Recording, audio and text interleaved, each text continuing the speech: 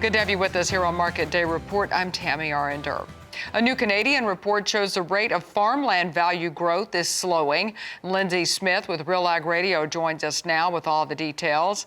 Lyndsey, always good to visit with you. So what does this new report show?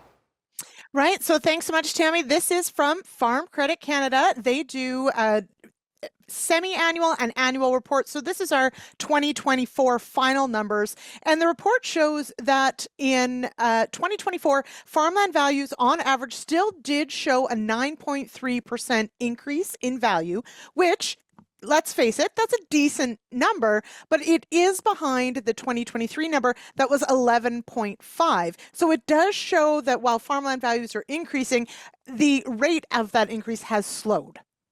Right, and since that is still a positive number, but a drop of 2% could be seen as worrisome for some, what does the FCC say about values for the year ahead? Well, and I mean, that is the bigger conversation, right? Is what is causing farmland values potentially to slow down in their appreciation. And when you dig a little deeper into the numbers, we do see that the biggest gains were made in Saskatchewan and British Columbia. British Columbia, of course, a very competitive market for land. Saskatchewan, one that, over time has been seen as undervalued. So not a surprise there to see some increases.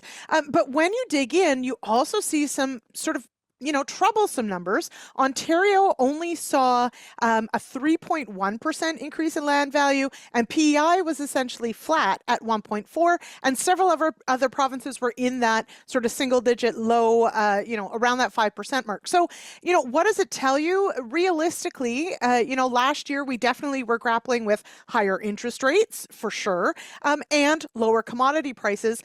Looking ahead, though, to 2025, and we heard from JP Gervais, he's the senior economist with Farm Credit Canada, realistically, the affordability question, the profitability question for 2025 is even more at risk than 2024. And so that downward pressure on farm incomes potentially does translate into the farmland value question as well. And we know that that is troubling for many, as farmland is, the backbone of many farms' financial management plan.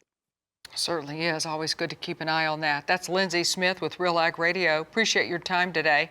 And you can catch Lyndsey and the rest of the team on Real Ag Radio, which airs at 4:30 p.m. Eastern, weekdays on Rural Radio, Channel 147 on Sirius XM.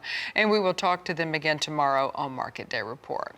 And this Real Ag Radio update is brought to you by Economics. You can go to nutrient-economics.com for the latest crop nutrition research and information.